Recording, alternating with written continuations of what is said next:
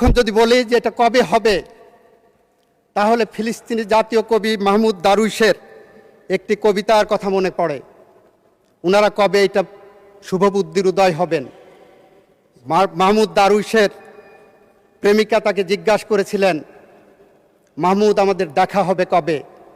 উনি বলেছিলেন যেদিন যুদ্ধ থামবে। প্রেমিকা জিজ্ঞাসা করলেন, যুদ্ধ কবে থামবে? উনি বললেন যেদিন আমাদের দেখা হবে। মাননীয় স্পিকার, ওনাদের সাথে আজকে আমাদের সম্পর্কের জায়গাটা এরকম চলে গেছে। কবে আমাদের মিল হবে? যেদিন ওনাদের শুভবুদ্ধির উদয় হবে। শুভবুদ্ধির কবে উদয় হবে? যেদিন আমাদের দেখা হবে। মাননীয় স্পিকার, আমার 26 সেকেন্ড সময় আছে, আমি আরো 5 মিনিট সময় চেয়েছি। মাননীয় স্পিকার, জি, আপনাকে 4 মিনিট সময় দেওয়া হবে। 4 মিনিট। মাননীয় স্পিকার,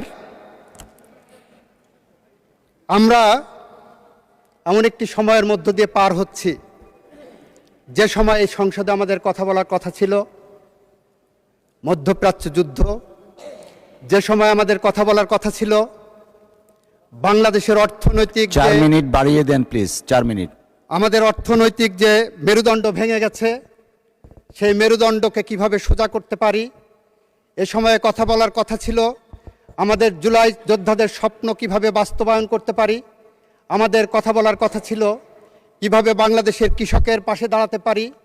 আমাদের কথা বলার কথা ছিল কিভাবে বাংলাদেশের ভুখা নাঙা মেহনতি মানুষের পাশে দাঁড়িয়ে বাংলাদেশের আগামী ভবিষ্যৎ আমরা তৈরি করতে পারি। অথচ আমরা কথা বলছি কি নিয়ে?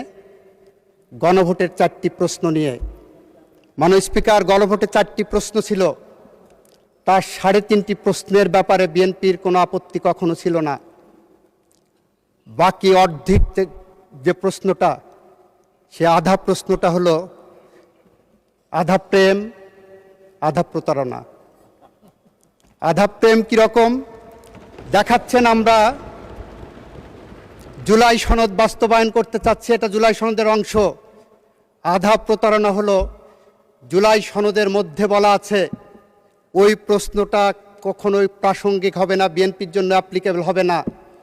বিএনপির জন্য অ্যাপ্লিকেবল হবে তার নোট অফ ডিসেন্ট। আমরা সেই কারণে বলছি, ভাইরা আমার, আমরা নির্বাচনের মাঠে,